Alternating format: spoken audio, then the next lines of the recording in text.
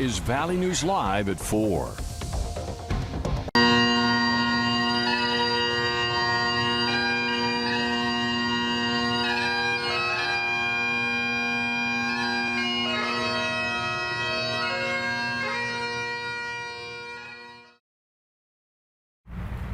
Lieutenant Adam Gustafson is being honored by his colleagues in the West Fargo Police Department as well as law enforcement agencies around the FM area. Good afternoon, everyone. Law enforcement and community members packed the pews at Northview Church to pay their respects for the fallen officer and his family. The 40-year-old died of a heart attack while on duty earlier this month. Among others, North Dakota Congressman Kelly Armstrong and West Fargo Chief of Police Dennis Otterness gave remarks at the service.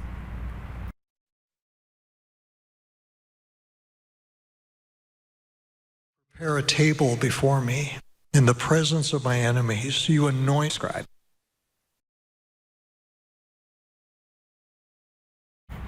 The procession of the family and first responders is underway. 25th Street South will be closed from 34th to 37th Avenue South until that procession ends. The community of Grand Forks will be remembering and honoring Officer Cody Hulte, who died in the line of duty 1 year ago tomorrow. It was May 27th of 2020 when Officer Hulte responded to an apartment in the 2600 block of South 17th Street to help other officers serve an eviction notice. Deputies were overtaken by heavy gunfire. Officer Hulte later passed away at Eltrue Hospital. Salama Pendleton is charged with a total of 8 charges, including 2 counts of murder for the deaths of both Officer Hulte and for his mother, Lola Moore. Court records show Pendleton's trial is set to start on June 29th. Because tomorrow's ceremony will not be open to the public, we will have a live stream of it for you at 8:30 tomorrow morning on our website, valleynewslive.com.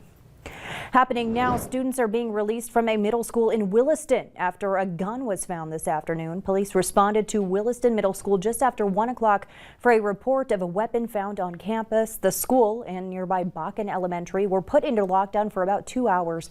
Williston police say this was an isolated incident and no one was hurt.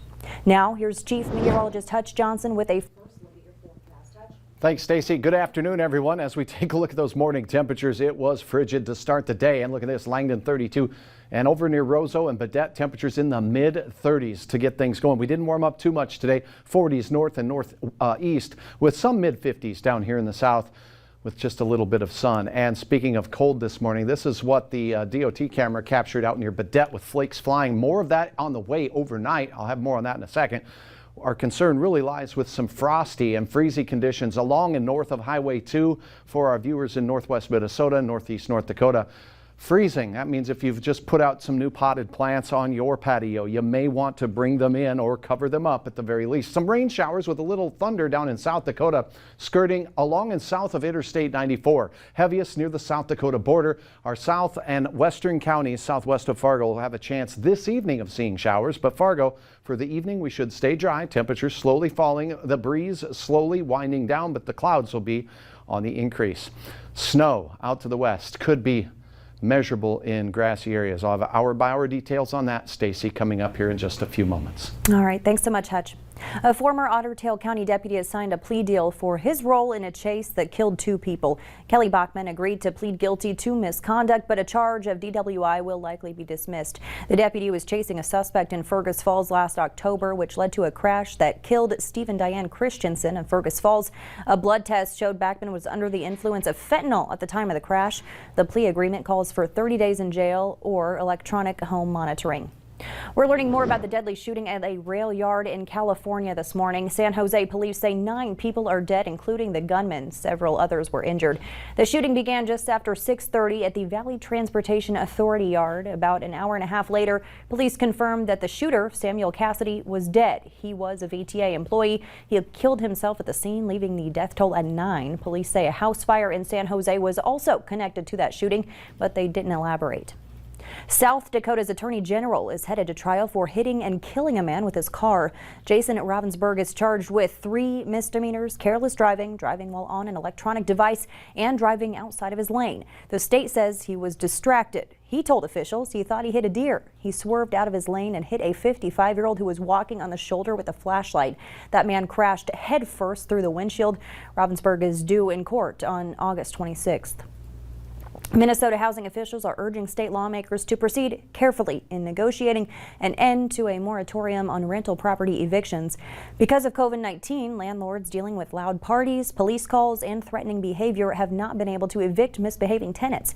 Those behind on rent also couldn't be evicted due to the executive order aimed at keeping people in stable housing during the pandemic.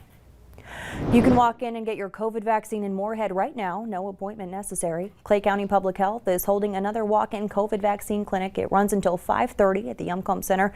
The health department is offering both the single-shot Johnson & Johnson and Moderna vaccines. The CDC says it's investigating after a small number of teens and young adults have reported heart problems after being vaccinated for COVID-19. Experts say the cases appear to be rare. Jamie Ratliff reports. Is it a coincidence or related? That's what the CDC and health officials are trying to find out after receiving reports of inflammation of the heart muscle known as myocarditis following the COVID-19 vaccine. According to an advisory committee group, there have been relatively few cases and most appear to be mild. It's mainly in adolescents or young adults. The agency says it happens more often in males than females and more often follows the second dose than the first. It typically occurs within 4 days after vaccination. We've seen 4 patients, and keep in mind that's out of some 50,000 patients that were vaccinated. And so those are 4 patients under the age of 21. Dr. Jeremy Asnes is the Yale New Haven Children's Hospital Heart Center medical director and says all 4 had mild cases, did well, and went home. If there's in fact a connection, it's going to be incredibly low, very rare. We've vaccinated millions of people, millions of kids, and this is only a small signal, a handful of cases that have occurred in the United States. Dr. Juan Salazar is a physician-in-chief at Connecticut Children's and says myocarditis is something they see in kids, though it's rare and usually due to a viral infection and more common in the spring and summer. And while the CDC continues to investigate whether there is a connection between myocarditis and the vaccine, doctors we spoke to say it's still recommended to get vaccinated. I would still recommend vaccination because the risk of disease is much higher than any potential rare, incredibly rare side effect associated with a vaccine. The feeling is that the benefits of being vaccinated far outweigh the very small potential risk of getting myocarditis. In terms of symptoms, parents should be on the lookout for severe chest pain, shortness of breath, fatigue, or weakness. Reach out to your doctor if your child experiences any of these symptoms following the vaccine. COVID vaccines may not be as effective for people who take a drug to treat rheumatoid arthritis and psoriasis. Researchers say some patients taking the drug didn't produce enough antibodies after getting the Pfizer vaccine. Doctors aren't sure why the immune response is lower, but say similar results are also seen for patients who get the flu vaccine. If you're looking for places to get the shot, use our VNL vaccine tracker. It's on the homepage of our website, or you can open your phone camera and point it at the QR code on your screen, then tap the link that pops up. I-29 has to be raised as part of the FM area flood diversion project. The Corps of Engineers and Department of Transportation are hosting an open house tonight for the community to learn more about what to expect. It's happening from 5 to 8 at the Hickson Community Center. It's a chance for people to ask questions and engage with officials. Approximately 4 miles of I-29 will be raised to bring the road out of the 500-year flood elevation. The project extends from south of the Hickson exit to north of the Davenport-Oxbow interchange. Nonverbal students in West Fargo have a new way to communicate with their classmates at recess. Freedom Elementary and L.E. Berger Elementary have added this communication board to their playgrounds. It has a variety of pictures for nonverbal students to reference what they're trying to say or do, eating, going somewhere, or wanting to play with the ball, to name a few. This will help students with a wide range of speech or language impairments communicate with their friends. It was made possible by a grant from the West Fargo Educational Foundation. Family-sized boxes of fresh produce are being given away in Moorhead right now. The YMCA is distributing the boxes as part of the Farmers to Families program. Families will get fruit and vegetables, meat, and dairy products. To get a box, just go to the north parking lot at the Moorhead Center Mall now until 6 p.m. It's Davies Day at Davies High School, the annual event where students get to unwind at the end of the year. This morning, students braved the wind and chilly temperatures for Chalk Fest, the sidewalk art competition. Some of the art ideas were out of this world. We're doing Chalk Fest. It's Davies Day. Woohoo! We're doing an Area 51 theme. We have the number 51 as well, so we thought it was funny. This is the first time in 2 years Davie students have been able to participate in Chalk Fest. Last year's was canceled due to the pandemic. The previous year's was rained out. Coming up on Valley News Live at 4, if you missed the super blood moon early this morning, we'll show you what it looked like, how it happened, and why people across the globe are taking note.